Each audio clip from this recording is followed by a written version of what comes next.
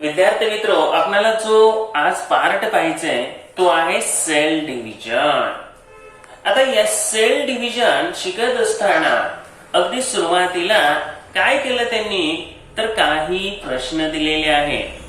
तुम्हाला नोट्स मध्ये या सर्व प्रश्नांची उत्तरे दिलेलीच आहे. पहिला प्रश्न आहे, what happens to the cells of injured tissue.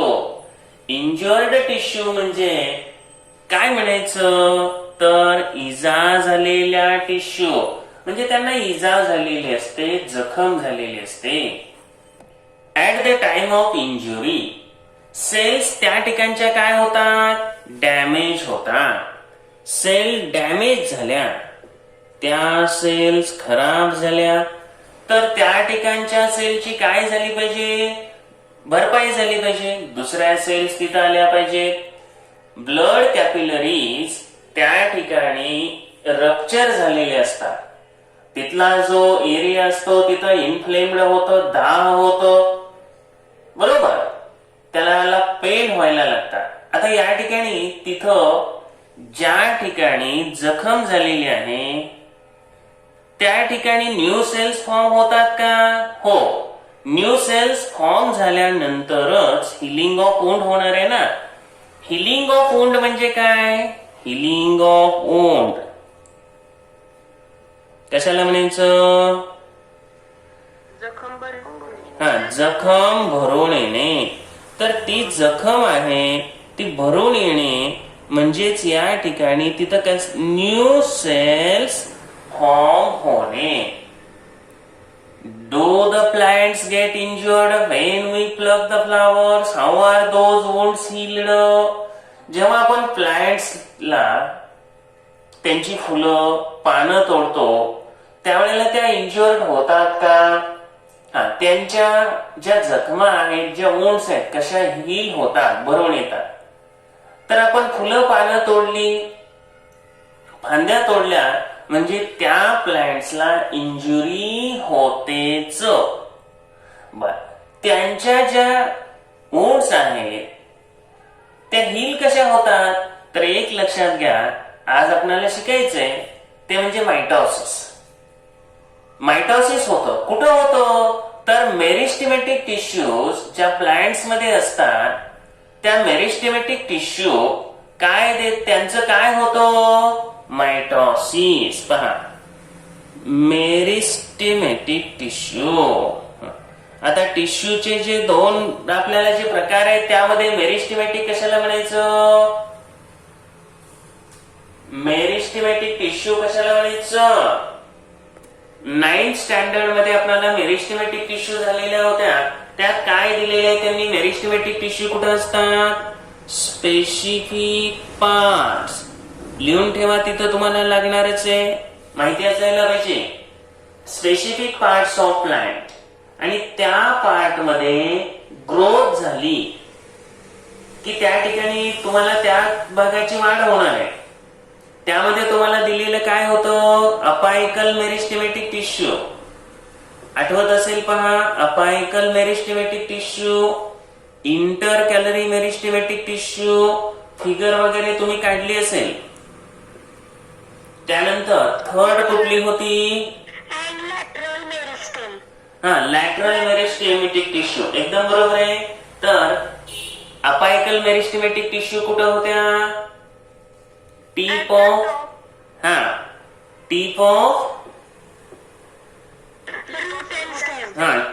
Of root and stem. हे महत्वाचं आहे, लिहून ठेवा, पुढे मागणी लागणार आहे. इंटर कॅलरी कुठे होत्या? Intercalary base of petiole. पहा, पिटिओल म्हणजे काय? देठ. Base of petiole of leaves and of branches तिथं आहेत त्या इंटर कॅलरी. त्याचबरोबर लॅटरल आहेत, लॅटरल साइड्स ऑफ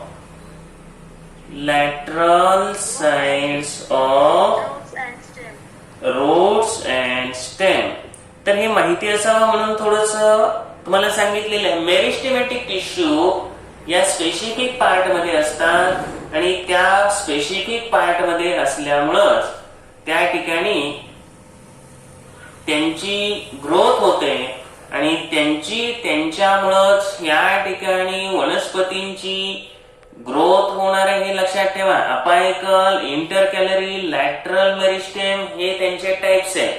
याच बरोबर याच्या पुढे काय सांगितलं होतं, त्यांचं मायटॉसिस घडतं. आता मायटॉसिस वगैरे याचं मिनिंग आता सांगणार नाही, तर ते मिनिंग नंतर सांगितलं जाईल. कारण तुम्हाला कसं होतंय ते पुढे आहेच. मायटॉसिस, मियोसिस हा प्रकार आहे आणि मायटॉसिस मियोसिस एकदा समजलं की पुढे अडचणी नाही. आता त्यानंतर पुढे काय म्हटलंय का, how does the growth of any living organism occur, does the number of cells of their body increase, if yes how. आता लिव्हिंग ऑर्गॅनिझमची जी ग्रोथ आहे ती ग्रोथ घडते कशी हो, आणि त्यांच्या सेलची संख्या त्यावेळेला वाढते का.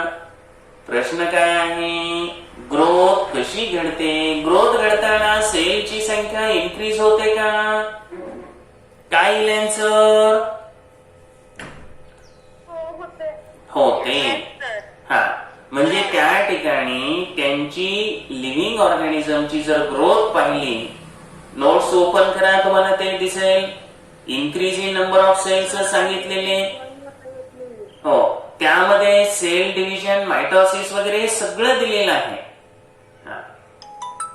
त्याचबरोबर पुढे काय दिलेले, how the new individual of species is formed from pre existing.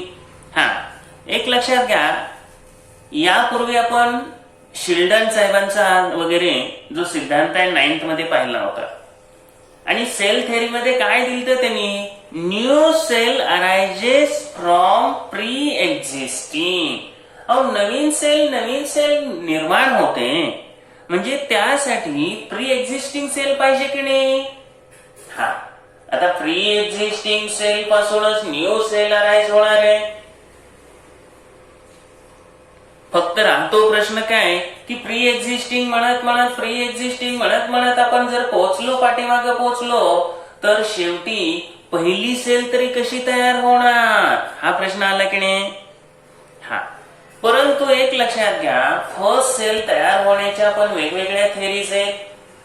Organism मध्ये आपण जर पाहिलं, आता समजा ह्युमन बिईंग मध्ये पहिल्यांदा काय होतं, ह्युमन बिईंग मध्ये मेल गॅमेट कोणाबरोबर कंबाईन होतात,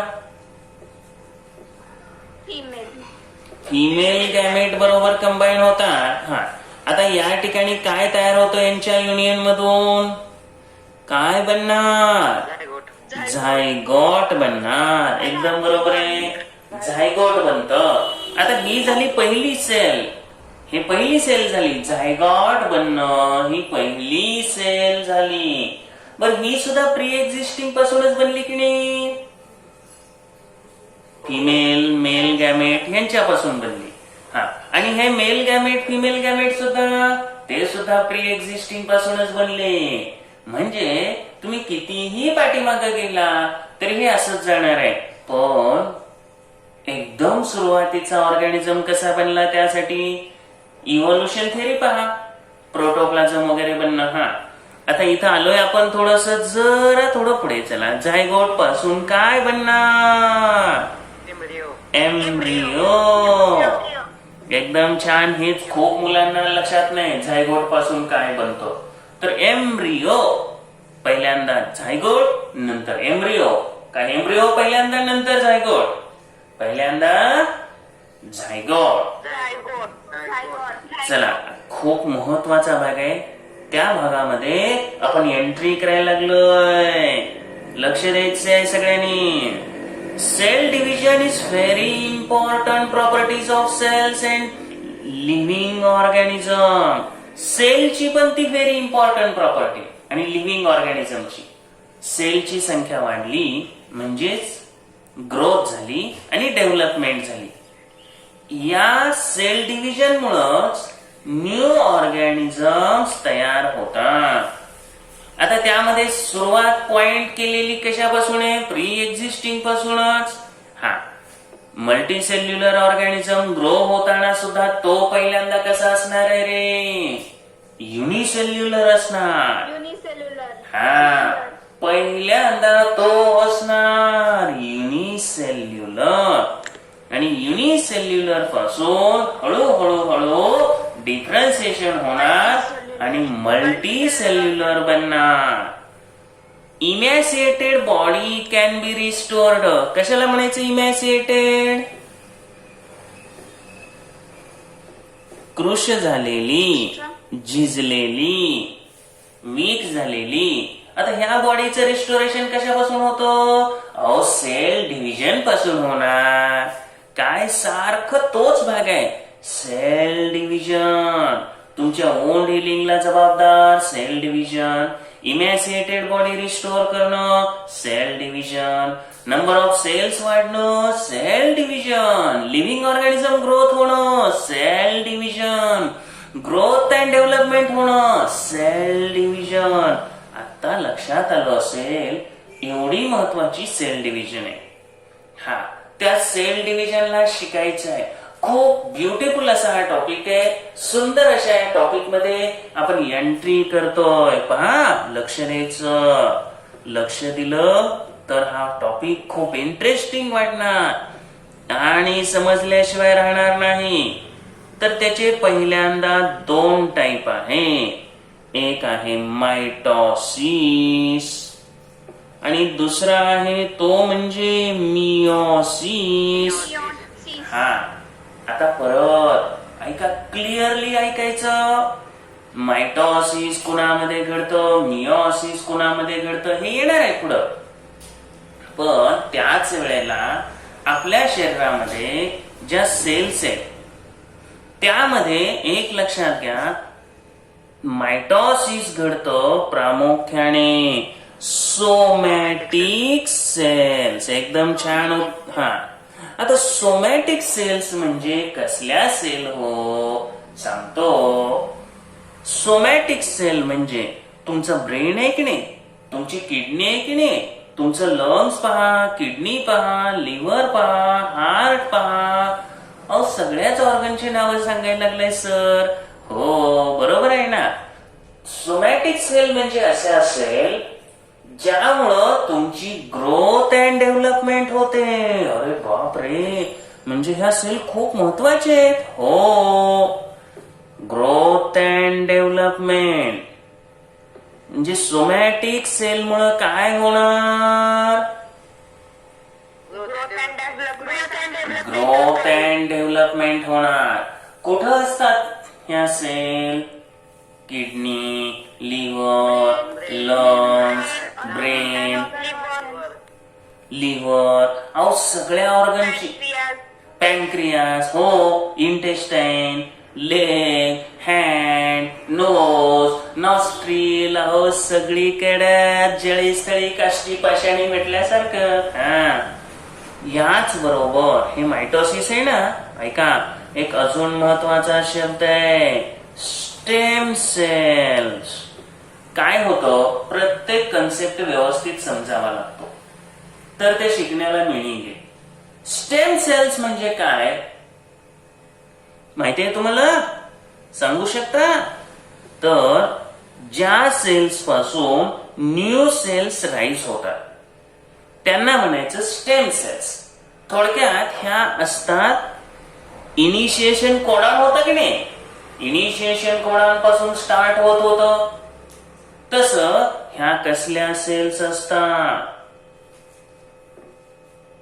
स्टार्टिंग. म्हणजे आता तुम्ही जर बोन मॅरो पाहिला, बोन मॅरो मध्ये असणाऱ्या ज्या सेल्स आहेत की नाही त्या स्टेम सेल्स असतात. किंवा तुम्हाला इम्बिलिकल कॉर्ड माहिती आहे का रे? अम्बिलिकल कॉर्ड ना. अरे वा, मुलं लक्ष देत आहेत, आनंद वाटतो बर का. अम्बिलिकल कॉर्ड काय, त्याच्यामुळं त्याचा काय उपयोग आहे? तर याच्या साह्यानं जे कोइटस असतं, जे एम्ब्रिओ असतं त्या एम्ब्रिओला न्यूट्रिएंट्स नाळेच्या साह्यानं आईच्या ओम मधून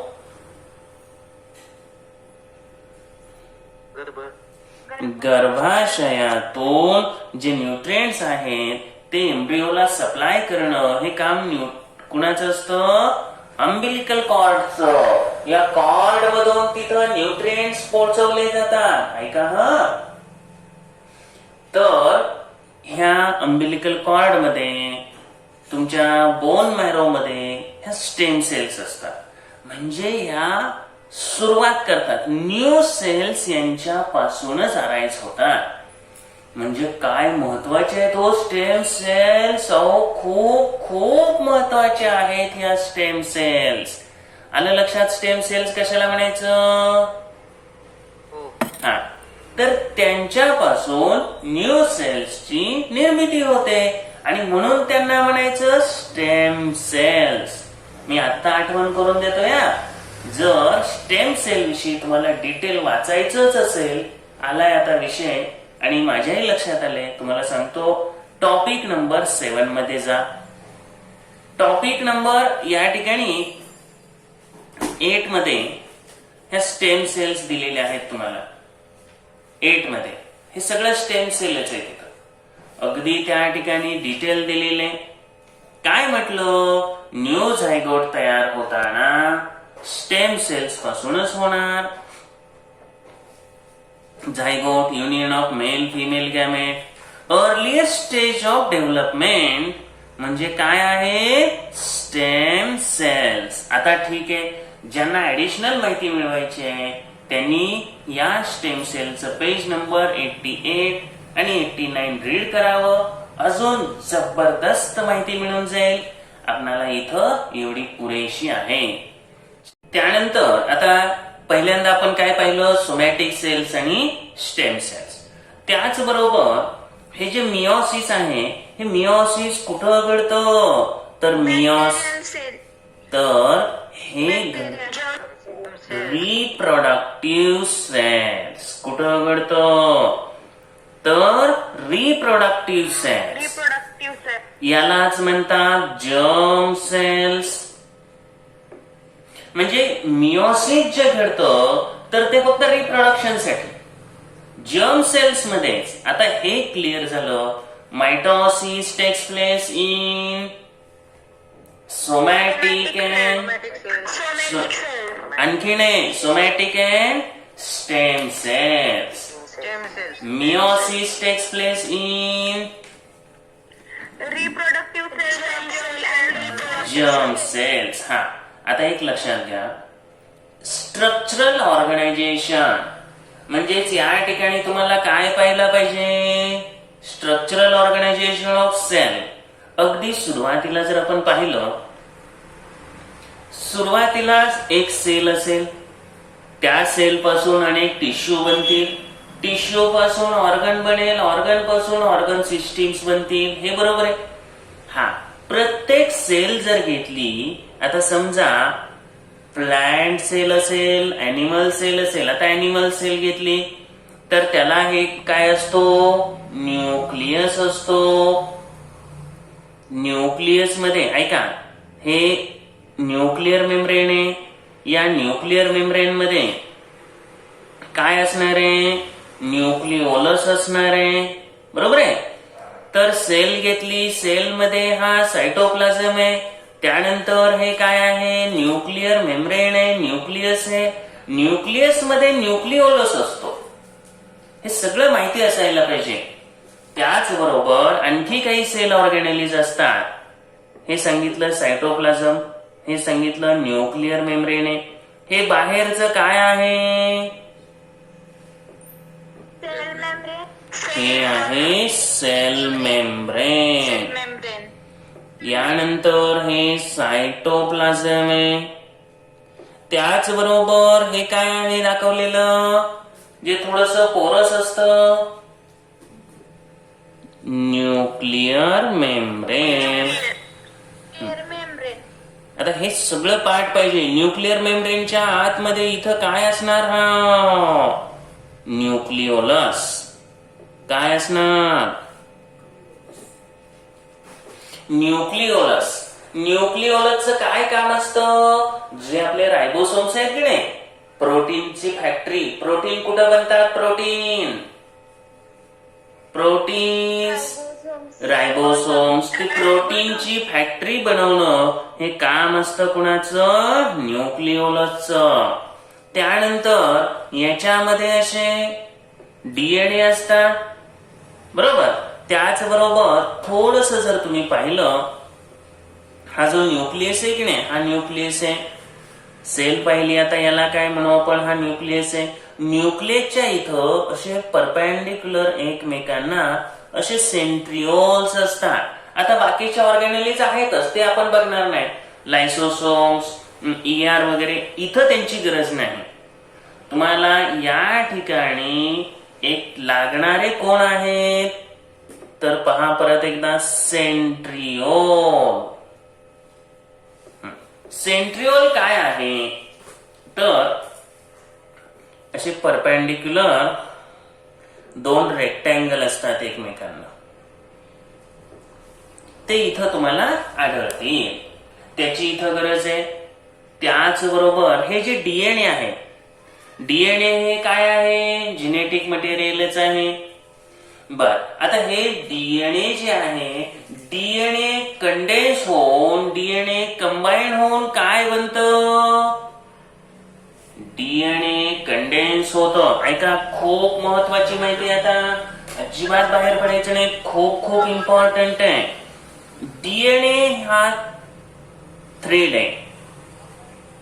तो खूप थिन असणार, खूप पातळ असणार, खूप शॉर्ट असा हा थ्रेड आहे हा डीएनए. तुम्हाला हा न्यूक्लियस मध्ये आढळणार, हे पण बरोबर आहे. बरं, डीएनएचं कंडेन्सेशन होऊन काय बनतं? तर डीएनए पासून आठवलं का काय? तर क्रोमॅटिन फायबर बनतात. काय बनतात? Chromatin fibres. राईट करून ठेवा हे सगळं. डीएनएचं कंडेन्सेशन होतं. आपला जो रीळ आहे की नाही, त्या रीळ मध्ये असलेला जो बारीक बारीक धागा आहे की नाही, तो म्हणजे डीएनए. बर, त्याचं कंडेन्सेशन होऊन काय बनणार? त्याचं क्रोमॅटिन फायबर. तो सुईमध्ये, ऐका, सुईला मध्ये आपण जे दोरा होतो, ते छोटस जे छिद्र असतं वर, त्या छिद्रातून जाणारा जो धागा आहे की नाही, तो धागा कसा बनलेला असतो? अनेक थीन, अनेक शॉर्ट असे थ्रेड एकत्र आलेले असतात, विणलेले असतात, आणि त्यांच्या कॉम्बिनेशन मधून हा थोडासा जाड, थिक असा थ्रेडच असतो तो, बरोबर आहे की नाही? हा, यानंतर थोडस पुढे जायचं. आता हे जे आहेत, सुईमध्ये ओवला जाणारा जो धागा आहे, तो रीळच्या भोवताली गुंडाळला गेला की तो काय बनणार? तो काय बनणार? क्रोमोझोम बनणार. तर हे खूप जणांना माहित नाही म्हणून सांगतोय, आता एक लक्षात घ्या. डीएनए हा अतिशय थीन थ्रेड असणारा धागाचे, ते कंबाईन होणार, कंडेन्स होणार, क्रोमॅटिन फायबर बनणार. क्रोमॅटिन फायबर कंडेन्स होणार आणि काय बनणार? तुमचा क्रोमोसोम बनणार. ठीक आहे, आता आपल्याला लक्षात आलं क्रोमोसोम कसा बनतो.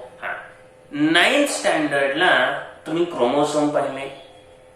एक लक्षात घ्या, याला आपण काय म्हणतो? हा क्रोमोसोम दिसतोय की नाही, हा काय आहे? आठवलं पाहिजे. P arm. हा आहे क्यू आर्म. हे लक्षात घ्या, तुम्हाला कंपल्सरी आठवणं गरजेचंच आहे. आठवत नसेल तरी इथं लिहून घ्या. हे जे बटरफ्लाय टाइप दिसतंय, हा काय आहे? क्रोमोसोम. बर, हा आर्म कोणता आर्म म्हणायचं? P arm. बर, हा आर्म कोणता? Q arm. यानंतर इथं मध्ये जे असतं काय असतं सेंट्रोमियर. सेंट्रोमियर हे सेंट्रिओल वेगळं, हे सेंट्रोमियर असतं. लिहून ठेवा तिथं सेंट्रोमियर. आणि ह्याच्यामध्ये हे असे जे आहे तिथं दाखवलंय हे काय आहे डीएनए. बर आता हे अनेक धागे असल्यासारखं दिसतंय, हे काय आहे रे? हे क्रोमॅटिन फायबर आहे. डीएनए म्हणजे लहान झालं, सगळ्यात लहान आहे की नाही. इथं दाखवलंय तेवढा पण नसतो, डीएनए तुम्हाला दिसत नाही. मग तुम्ही म्हणणार इथं तर मोठा दिसतोय.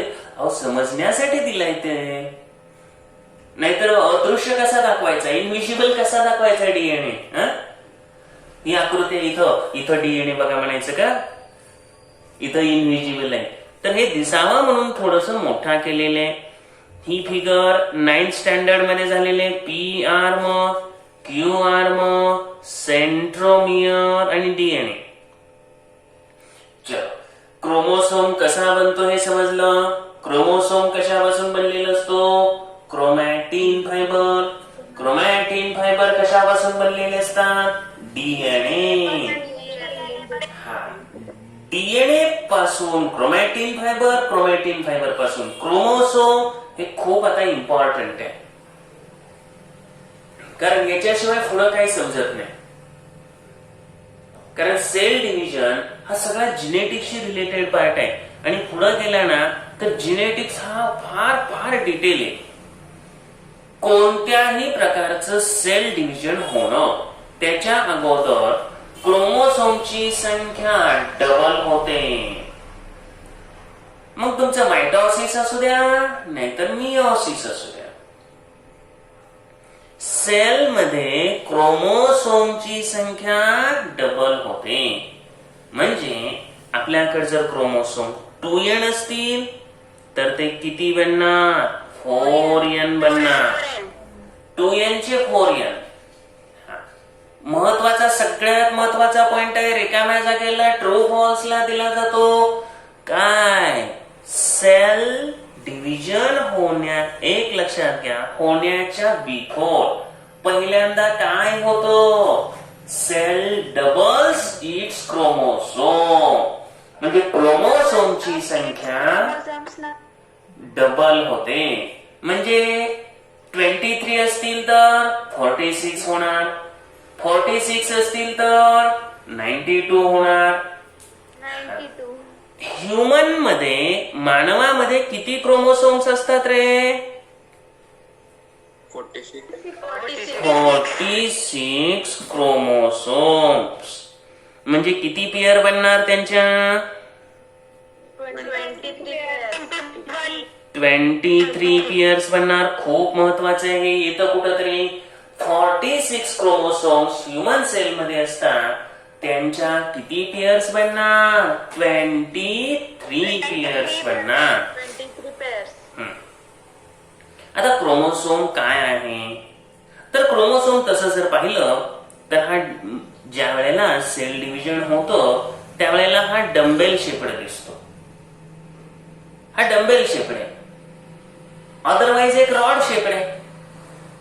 सेल डिव्हिजन होताना कंडेन्सेशन झालेलं असतं, तो एकमेकांभोवती वाइंड अप झालेला असतो. तर पुन्हा एकदा लक्षात घ्यायचं, हा जो क्रोमोसोम आहे हा क्रोमोसोम आपल्या जिनेटिक कॅरेक्टरसाठी जबाबदार आहे. आपल्या एका सेल मध्ये अशा किती पेअर्स असतात? 23 पेअर्स असतात. A pair of each type of chromosome is present in 2n condition. हा प्रत्येक, ऐका नीट ऐका, a pair of each type of chromosome is present in 2n condition. Pair म्हटलं की डायप्लॉइड आलं. पेअर म्हणजेच काय म्हटलं? डायप्लॉइड. डायप्लॉइड म्हणजे काय? 2n. आणि हॅप्लॉइड म्हणजे काय? n. Half. Diploid 2n, haploid n, diploid 2n, haploid n. Ha. A pair of each type of chromosome is present in 2n condition, whereas single chromosome of each type is present in n condition. म्हणजे डायप्लॉइडला 2n घ्या, पेअरला 2n घ्या, haploid n घ्या, तो single असतो आणि इथं त्याचं structure दाखवलंय. आता ऍक्च्युअली आपण काय चालू करणार? मायटॉसिस. खूप महत्वाचा भाग आहे, परीक्षेला हमखास विचारलं जातं. आणि जर मायटॉसिस समजलं तर आणि तरच मिओसिस समजणार. मायटॉसिस नाही समजलं तर मिओसिस समजतच नाही, अजिबात समजणार नाही. त्यामुळे याच्याकडे खूप काळजीपूर्वक पहा. पहिल्यांदा काय सांगितलं? मायटॉसिस कुणामध्ये घडतं?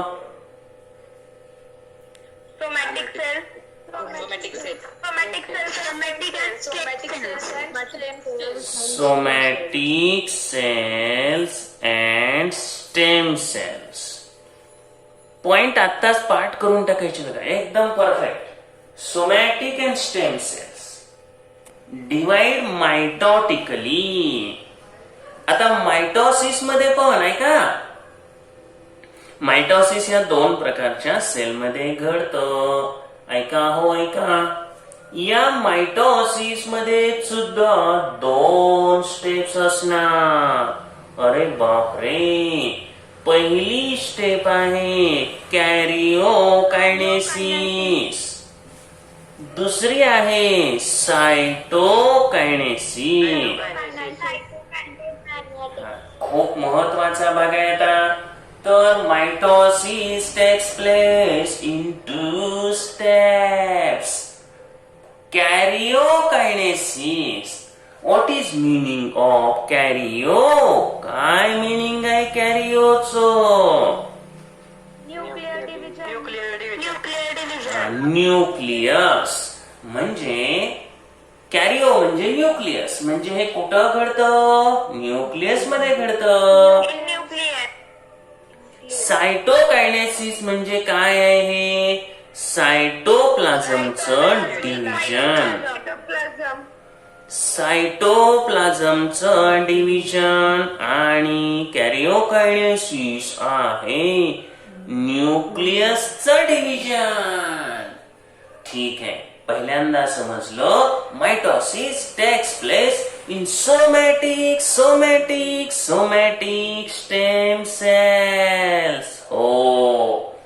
त्यानंतर समजलं mitosis takes place in 2 stages, which are they? Karyokinesis and cytokinesis. महत्वाचं आहे. कॅरिओकायनेसिसच्या पुढे आहेत एकूण 4 स्टेजेस. पहा, म्हणजे इथं पुन्हा स्टेजेस आहेत. तर पहिली स्टेज आहे प्रोफेज. प्रो म्हणजे फर्स्ट, पहिली फेज. आपण लक्षात ठेवायला इथं काय करायचं? PMAT असं म्हणायचं. काय म्हणायचं? PMAT, PMAT, PMAT. Prophase, metaphase. खूप सोपं आहे, लक्ष दिलं ना काहीच अडचण नाही. A for anaphase, telophase. तर 4 स्टेजेस ऑफ कॅरिओकायनेसिस पहिल्यांदा शिकायचंय. पहिली आहे प्रोफेज, फर्स्ट फेज. त्यानंतर मेटाफेज, मिडल फेज आहे.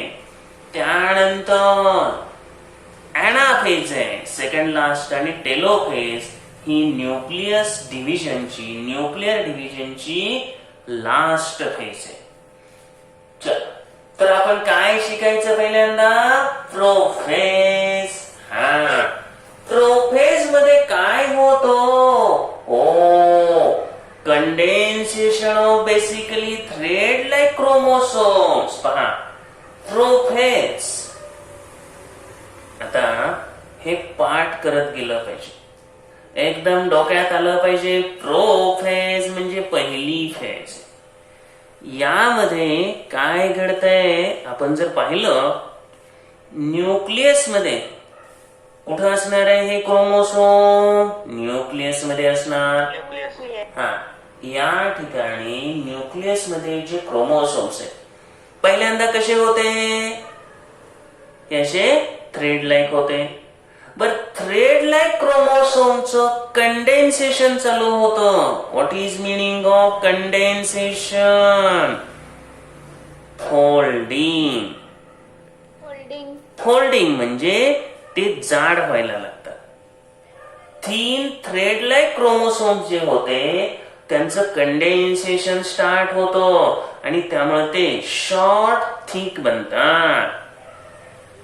तर पहिल्यांदा या ठिकाणी काय सांगायचं प्रोफेज मध्ये? तर कंडेन्सेशन. कुणाचं कंडेन्सेशन होतं? हा, तर condensation of thin thread like chromosomes. जे थीन थ्रेड लाईक क्रोमोसोम्स आहे त्यांचं कंडेन्सेशन स्टार्ट झालं. त्यामुळं ते कशात कन्वर्ट होणार?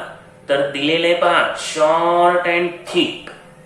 म्हणजे हे क्रोमोसोम आता कसे बनणार? Short and thick. पूर्वी कसे होते हे क्रोमोसोम? थीन होते. आता काय झाले? थिक झाले. तर थीन अँड लॉंग क्रोमोसोमचं कन्व्हर्जन आता कशात झालं? शॉर्ट अँड थिक मध्ये.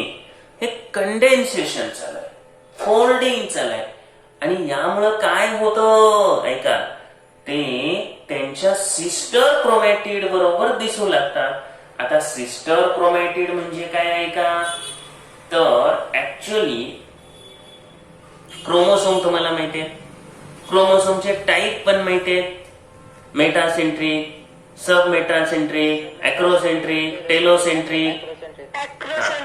हे 9th मध्ये झालंय. आता तिकडे मला जायचं नाही अजिबात. काय माहिती करायचंय तुम्हाला? फक्त सिस्टर क्रोमॅटिड्स. हा जो क्रोमोसोम आहे यामध्ये एक लक्षात घ्या, हे जे अशा दोन आर्म्स दिसत आहेत ना, तर हे आहेत सिस्टर क्रोमॅटिड्स. काय म्हणायचंय ना? Sister chromatid. हे आहेत सिस्टर क्रोमॅटिड्स. म्हणजे आता क्रोमोसोमचं कंडेन्सेशन व्हायला लागलं आणि कंडेन्सेशन होऊन काय दिसायला लागले? हे सिस्टर क्रोमॅटिड बरोबर दिसायला लागले. पूर्वी काय होतं? हे नुसते असे थ्रेड लाईक होते. थ्रेड लाईक स्ट्रक्चर होतं. ते आता काय बनलं? कंडेन्स बनलं, थिक बनलं, सिस्टर क्रोमॅटिड दिसायला लागले. आता जर पाहिलं, आपण सेल मध्ये गेलो, हे काय आहे इथं दाखवतोय मी आतमध्ये? न्यूक्लिअर मेम्ब्रेन आहे. न्यूक्लिअर मेम्ब्रेन मध्ये इथं काय असणार आहे? न्यूक्लिओलस असणार आहे. हा, आता इथं जे थीन थ्रेड लाईक डीएनए होते, जे क्रोमोसोम्स होते, ते आता कसे दिसायला लागले? Short and thick with sister chromatids. या ठिकाणी काय होतं म्हणून सांगितलं तुम्हाला? आठवा बरं. कंडेन्सेशन. इथं ह्यांना म्हटलं होतं सेंट्रिओल. काय? या प्रोफेज मध्ये काय होतं? तर सेंट्रिओलचं डुप्लिकेशन होतं. म्हणजे सेंट्रिओलची अजून एक कॉपी बनली. चला, कंडेन्सेशन स्टार्ट झालं, सेंट्रिओल डुप्लिकेट झाला. आणि एक लक्षात घ्यायचं, हे जे क्रोमोसोमच्या इथं हे जे सेंट्रिओल आहेत ना हे अपोजिट पोलकडे जाणार, म्हणजे एक इथं राहणार आहे आणि एक दुसरा इकडे येणार. म्हणजे आता हा जो सेंट्रिओल आहे, हा सेंट्रिओल आपल्या जागा बदलणार. हा कुठे येणार? अपोजिट पोलला. म्हणजे डुप्लिकेशन झालं, अपोजिट पोलला चालले आणि हे जे न्यूक्लिअर मेम्ब्रेन आहे ते डिसअपिअर व्हायला लागलं. न्यूक्लिओलस डिसअपिअर व्हायला लागला. ऐका, प्रोफेज मध्ये काय काय झालं? Condensation of thread like chromosomes. नीट लक्षात ठेवा, प्रोफेज. पहिल्यांदा काय म्हणणार? पाठच झालं पाहिजे. Condensation, they begin to appear with their sister chromatid converted into short and thick and shows along with sister chromatid. पहा, सेकंड महत्वाचा पॉइंट आहे सेंट्रिओल डुप्लिकेट. सेंट्रिओल डुप्लिकेट झाले आणि हे कुठं चाललेले सेंट्रिओल? अपोजिट पोलकडं. हो, त्यानंतर पहा पुढं हे अपोजिट पोलकडे चालले.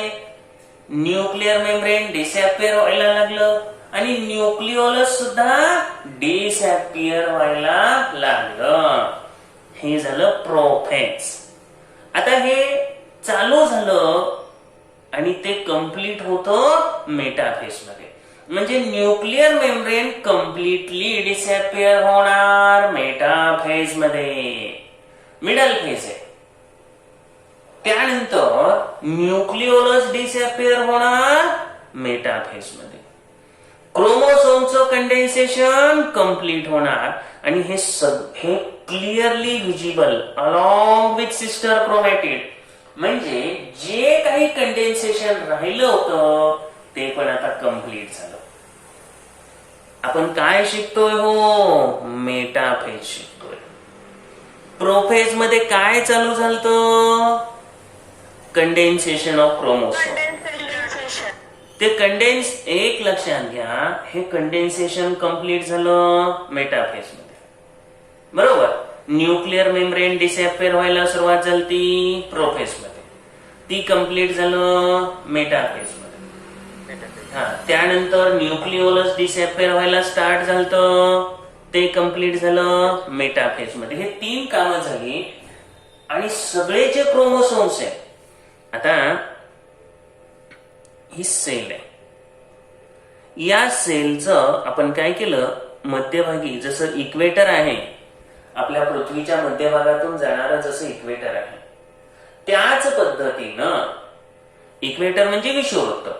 मी काय करतोय? समजा असं घेतलं आपण, तर या ठिकाणी काय करणार? हे जे क्रोमोसोम्स आहेत हे असे इक्वेटोरियल प्लेनला ऍडजस्ट होतात, पॅरलल टू इक्वेटोरियल प्लेन.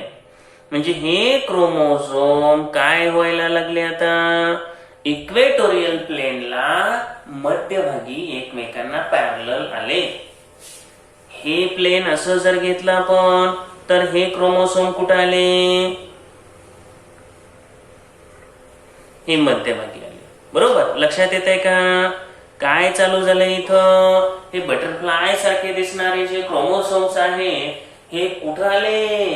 मध्यभागी आले, सेंट्रल प्लेनला आले, parallel to equatorial plain.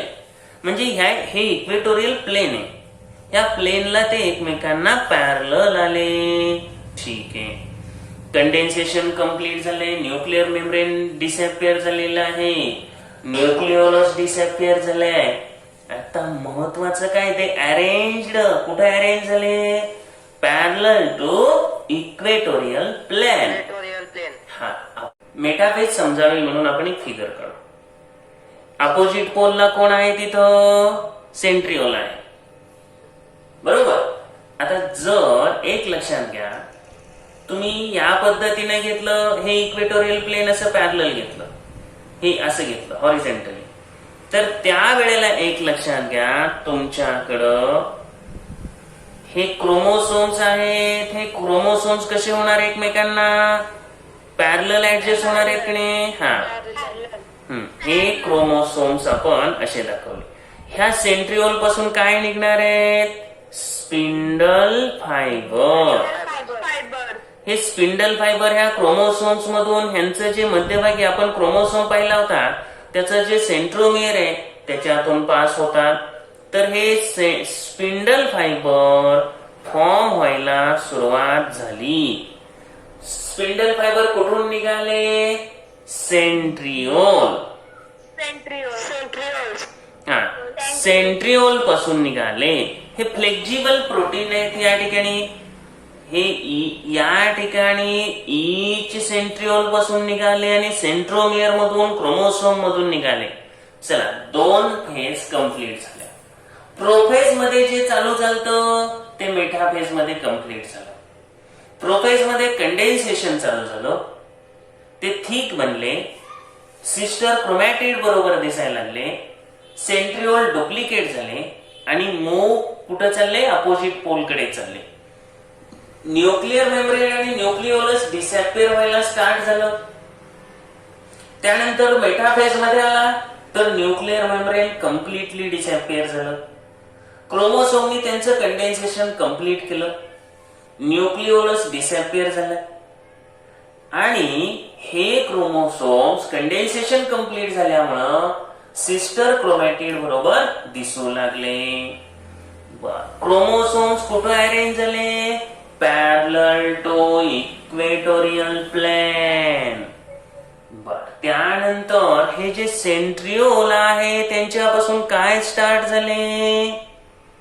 Spindle fibre. हे स्पिंडल फायबर हे स्टार्ट झाले आणि त्यांनी त्या क्रोमोसोमच्या सेंट्रोमियर मधून पास झाले. चलो ऍनाफेज कडे जायचं. ऍनाफेज मध्ये काय होतं? हा जो सेंट्रोमियर आहे की नाही हा स्प्लिट होतो. ऐका, ऍनाफेजच्या वेळेला आपण इथं मध्यभागी हा जो सेंट्रोमियर आहे हा सेंट्रोमियर स्प्लिट होतो. आपण सेल डिव्हिजन शिकतोय. आता चालू आहे ऍनाफेज.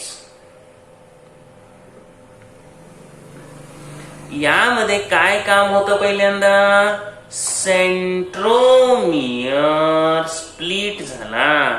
स्प्लिट झाला, डिवाइड झाला.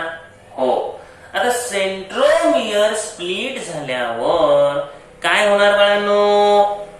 तर यामध्ये हे अशा स्वरूपात हे पार्ट जाणार ना. सेंट्रोमियर स्प्लिट झाल्यामुळे काय झालं? हो, तर हे जे आर्म्स आहेत हे वेगळे झाले. हा सेंट्रोमियर स्प्लिट झाला. ऍनाफेज मध्ये sister chromatids of each chromosome separate. Sister chromatid separate झाले. They are pulled in opposite direction with the help of spindle fiber. आता काय होणार पहा, आपण या सेल मध्ये आहोत. न्यूक्लिअर मेम्ब्रेन वगैरे सगळं डिसॅपिअर झालेले. इथं काय आहेत? हे सेंट्रिओल्स. सेंट्रिओल कडून हे काय निघालेले आहेत? हे स्पिंडल फायबर्स आहेत. बर, आता सेंट्रोमियर स्प्लिट झाल्यामुळं याच्यात काय होणार? ऍक्च्युअली सिस्टर क्रोमॅटिड असे सेपरेट होणार. या ठिकाणी आता यात मध्ये काय दाखवू? हे सिस्टर क्रोमॅटिड दाखवतो असे. आता हे या पद्धतीने हे वर चालले आणि हे इकडे चालले, पुलड करू लागले. हे अपोजिट पोलला पोल होऊ लागले. कोण पुल करतंय? कोण पुल करतंय? स्पिंडल फायबर त्याला मोडतंय. आता हळूहळू हळू हे काय होणार? असे वर वर वर वर जाणार. हे हळूहळू कुठे जाणार आहे? सेंट्रिओल कडे जाणार. ठीक आहे. सेपरेटेड क्रोमॅटिड्स, ऐका, सेपरेटेड सिस्टर क्रोमॅटिड्स आहेत त्यांना या ठिकाणी डॉटर क्रोमोसोम्स म्हणायचं आता यांना काय म्हणायचं? daughter chromosome. Daughter chromosomes. तर पहिल्यांदा काय होतं की डबलिंग होतं. डबलिंग झाल्यानंतर सिस्टर क्रोमॅटिड्स बनतात. पहिले एकदम सुरुवातीला पहिलं होतं डीएनए थ्रेड आहे, त्याचं क्रोमॅटिन फायबर बनले, थोडे थिक बनले, त्यानंतर क्रोमोसोम बनले. आता क्रोमोसोम ज्या वेळेला बनतात त्यावेळेला एक लक्षात घ्या, सिस्टर क्रोमॅटिड्स तिथं तयार होत आहेत, कारण डबलिंग होत आहे ना स्टार्टिंगला. हे सिस्टर क्रोमॅटिड तयार झालेले. आता हे तयार झाल्यानंतर आपण काय झालं, प्रोफेज पाहिली, मेटाफेज पाहिली, अॅनाफेज मध्ये आलो. अॅनाफेज मध्ये पहिलं काम काय झालं, सेंट्रोमियर स्प्लिट झाले. त्यामुळे हे जे सिस्टर क्रोमॅटिड आहेत हे सेपरेट झाले. यांना काय म्हणायचं, डॉटर क्रोमोसोम्स. आणि हे आता कुठं ओढले जाऊ लागले, अपोजिट पोल कडे ओढले जाऊ लागले. क्रोमोसोम पोल केल्यामुळं हळूहळू हे असे वर चालले ना, बंच ऑफ बनाना सारखे दिसू लागले. बरोबर आहे की हे बंच ऑफ बनाना सारखेच दिसणार आहे तसे, कारण इथं आपण 2 दाखवतोय. ऍक्च्युअली एका सेल मध्ये किती क्रोमोसोम्स असतात, 46, म्हणजे त्यांच्या 23 पेअर्स आहेत. म्हणजे हे बंच ऑफ बनाना सारखे दिसणार. अगदी बरोबर आहे, अपोजिट पोलला हे पोहोचणार आहेत. तर सगळ्यात महत्वाचं, ह्या सगळ्या गोष्टी इथं दिलेल्या आहेत. काय म्हटलंय, हे जेनेटिक मटेरियल आहे, हे क्रोमोसोम्स आहेत. कंडेन्सेशन चालू होण्याच्या अगोदर हे काय झालं, डबलिंग झालं. आणि डबल झाल्यानंतर टेक्स्टबुक मध्ये दिलेल्या फिगर मध्ये जर पाहिलं तर काय दिलेले सुरुवातीला, तर जेनेटिक मटेरियल दिलं, त्यातले हे क्रोमोसोम्स दाखवले. त्यानंतर हे 4n झालं, कारण सुरुवातीला सांगितलं क्रोमोसोम 2n असतील तर 4n होणार, ते क्रोमोसोम्स डबल होणार. त्यानंतर इथं प्रोफेज दाखवली. आता प्रोफेजचं डिस्कशन करत बसायचं नाही, प्रोफेज मध्ये काय होतं वगैरे. त्यानंतर मेटाफेजला इथं बरोबर मध्यभागी जे आहे इक्वेटोरियल प्लेनला आहेत ते क्रोमोसोम अरेंज झालेले पॅरलल टू इच अदर. फक्त पुस्तकातल्या ज्या फिगर्स आहेत त्या क्लिअर दिसत नाही. त्यानंतर प्रोफेज नंतर मेटाफेज नंतर अॅनाफेज आहे. अॅनाफेज मध्ये काय झालं, सेंट्रोमियर स्प्लिट झाला, सिस्टर क्रोमॅटिड सेपरेट झाले, त्याचे डॉटर क्रोमोसोम्स बनले. हा, आणि ते कुठं पोल केले जाऊ लागले, ते अपोजिट पोल कडं ओढले जाऊ लागले, बंच ऑफ बनाना सारखे दिसू लागले. आणि शेवटी पुन्हा इथं दिलेलं आहे टेलोफेज. आता टेलोफेज अजून बघायचे आपल्याला.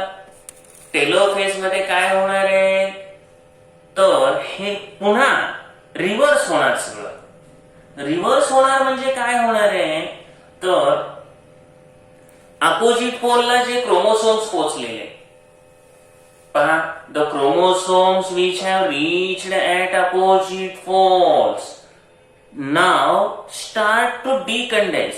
हा, पुन्हा अनफोल्डिंग व्हायला सुरुवात होतं. म्हणजे टेलोफेज मध्ये काय होणार, जे क्रोमोसोम अपोजिट पोलला पोहोचले ते पुन्हा डिकंडेन्स व्हायला सुरुवात होणार. म्हणजे त्याचे पुन्हा काय बनणार, थिन थ्रेड लाईक बनणार. आणि त्यामुळं ते परत थिन आणि इनव्हिजिबल झाले. म्हणजे पहिले जे दिसत होते ते परत काय झाले, अदृश्य झाले. न्यूक्लिअर मेम्ब्रेन पुन्हा स्टार्ट व्हायला सुरुवात झालं. जे क्रोमोसोमचे सेट आहे त्याच्या भोवताली न्यूक्लिअर मेम्ब्रेन परत यायला लागलं. ठीक आहे, न्यूक्लिओलस तयार व्हायला लागला आणि 2 डॉटर न्यूक्लिया फॉर्म झाले. या ठिकाणी 2 डॉटर न्यूक्लिया फॉर्म झाले. स्पिंडल फायबर आता कम्प्लिटली डिसअपिअर झाले. म्हणजे इथं रिव्हर्स प्रोसेस झाली. टेलोफेज मध्ये प्रोफेज मध्ये जे झालं त्याच्या काय नेमकं निर्माण झालं, अपोजिट, सगळं विरुद्ध. क्रोमोसोम्स तिथं कुठं पोहोचले होते, अपोजिट पोलला. बरं, अपोजिट पोलला पोहोचलेले जे क्रोमोसोम्स आहेत त्या ठिकाणी त्यांचं डिकंडेन्सेशन चालू झालं. पुन्हा ते थ्रेड लाईक बनले, इनव्हिजिबल बनले. न्यूक्लिअर मेम्ब्रेन पुन्हा यायला लागलं आणि 2 डॉटर न्यूक्लिया फॉर्म झाले, न्यूक्लिओलस पुन्हा तयार झाला, स्पिंडल फायबर कम्प्लिटली डिसअपियर झाले आणि तुम्हाला कॅरिओकायनेसिस हे इथं कम्प्लीट झालं.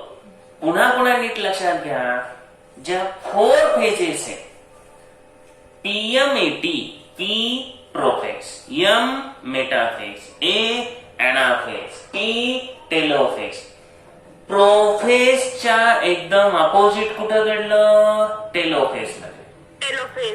प्रोफेज मध्ये कंडेन्सेशन चालू झालं आणि टेलोफेज मध्ये काय चालू झालं? डिकंडेन्सेशन.